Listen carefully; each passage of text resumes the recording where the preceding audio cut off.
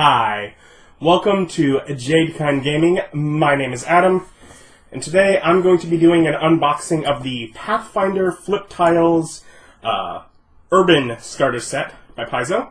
I got the Dungeon Starter Set and a couple of the expansions for the dungeon, and they've been good. Compared to the old map tiles, I very much appreciate the using both sides of a tile, and also I enjoy the fact that they're square. It just gives more easier options to combine them together because all four sides would fit together to make a map, as opposed to having to line them up a certain way. So, yeah, been liking the flip tiles, and so figured I'd check out the urban set for some city needs. Let's get rid of the plastic on here. Of course, on the back they show off some examples here, and they show, both like just ornaments, some walls, and then they show both city roofs as well as interior buildings. So, went up 42 full color map tiles, it says here.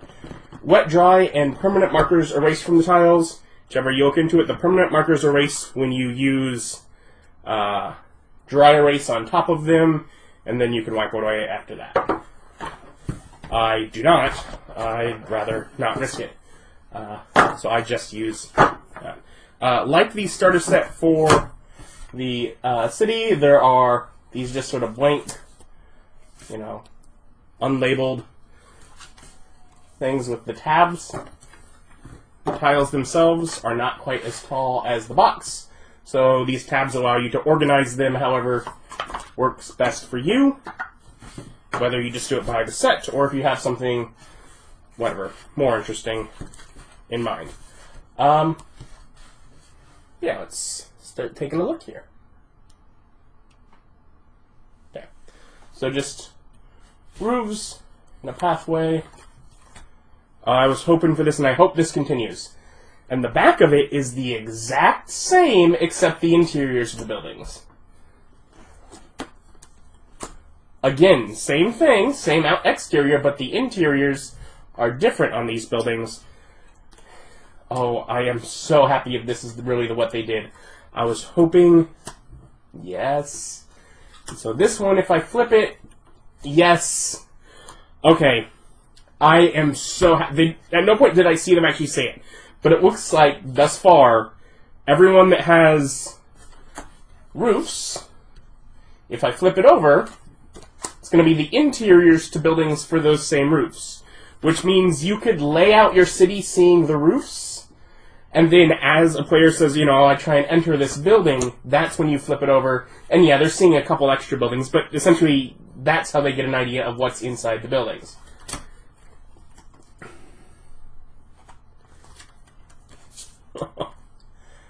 I'm very pleased with this. And like some of these you can tell here, there's like an open spot on the back of them, which means that if they align like that, you can actually connect them to off tile, basically. And they all seem to be at that same little position. And of course, if you flip it, it's going to add a wall from the other tile, so it's still going to block it off. So, it's just what you want. Okay. And of course, this is the starter set, so it's going to include a lot of the generic, I need a bunch of just street intersections and alleys and all of that. It's covering all those needs. So, yeah, you're going to get quite a bit of that here. Oh, 4-1 intersection here. But yeah, so it's just a lot of things. And all the interiors are, very basic. That way you have a free option to put a bed where you need a bed, to put tables where you need tables. You can use those wet, dry, or permanent markers to plan that out. Or you can use, they have their ponds that are like interior stuff that have beds and stuff you can lay out. So you have options for that. Like the decor pawns, I think they are. Okay, so this one is offset. So you're getting some of those too. Okay, this is the two larger intersections. I will give one of the things that I do and have on all other tiles where they do this kind of thing that I'm not a huge fan of. I wish there was some way that I knew on this building that the door was over here, but there's no marker for it from the roofs. So I do wish that. That is one thing that I can say for that, is that would have been nice. But they've never quite done that. So didn't expect it. Yeah. Again, this is a lot of these tiles, and theoretically, I don't know if they've already come out with expansions for this, but the idea is, obviously they did with the dungeons. The theory is they'll come out with expansions that add more, and that's where you'll get more variation. Definitely was the case with the dungeon ones. So this one has, you know, the larger street and then the alley going back one way.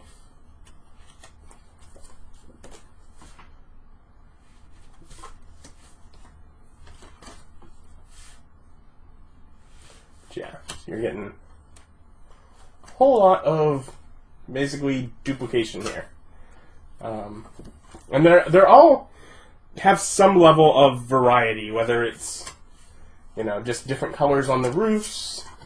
There were some earlier that had rugs inside, and these ones aren't. This one is literally, this long one is two separated buildings.